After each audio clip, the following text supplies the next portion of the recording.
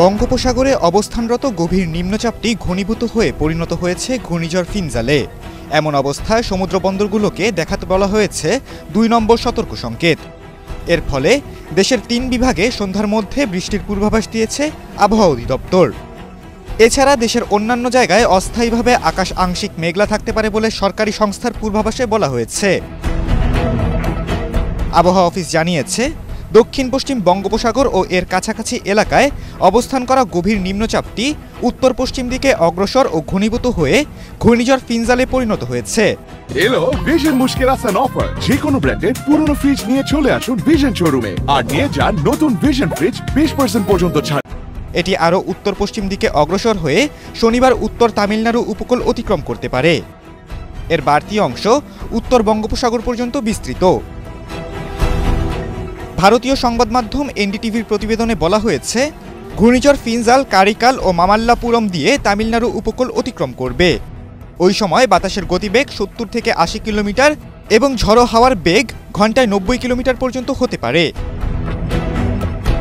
এমন অবস্থায় রাতের মধ্যে খুলনা, বরিশাল ও চট্টগ্রাম বিভাগের ২-১ জায়গায় হালকা থেকে মাঝারি ধরনের বৃষ্টি হতে পারে।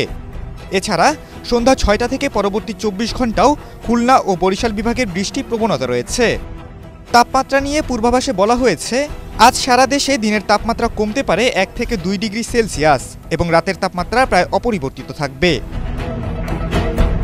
বিজ্ঞপ্তিতে বলা হয়েছে, ঘূর্ণিঝড় ফিনজাল আজ বিকাল ৩টা পর্যন্ত চট্টগ্রাম সমুদ্রবন্দর থেকে ১৬৩৫ কিলোমিটার দক্ষিণ পশ্চিমে, কক্সবাজার সমুদ্রবন্দর থেকে ১৫৮৫ কিলোমিটার দক্ষিণ পশ্চিমে, মংলা সমুদ্রবন্দর থেকে ১৫১০ কিলোমিটার দক্ষিণ পশ্চিমে এবং পায়রা সমুদ্রবন্দর থেকে ১৫১২ কিলোমিটার দক্ষিণ পশ্চিমে অবস্থান করছিল।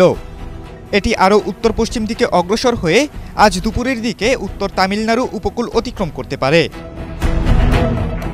ঘূর্ণিঝড় কেন্দ্রের ৫৪ কিলোমিটারের মধ্যে বাতাসের একটানা সর্বোচ্চ গতিবেগ ঘন্টায় ৬২ কিলোমিটার, যা দমকা অথবা ঝড়ো হাওয়ার আকারে ঘন্টায় ৮৮ কিলোমিটার পর্যন্ত বৃদ্ধি পাচ্ছে। ঘূর্ণিঝড় কেন্দ্রের নিকটবর্তী এলাকায় সাগর খুবই উত্তাল রয়েছে।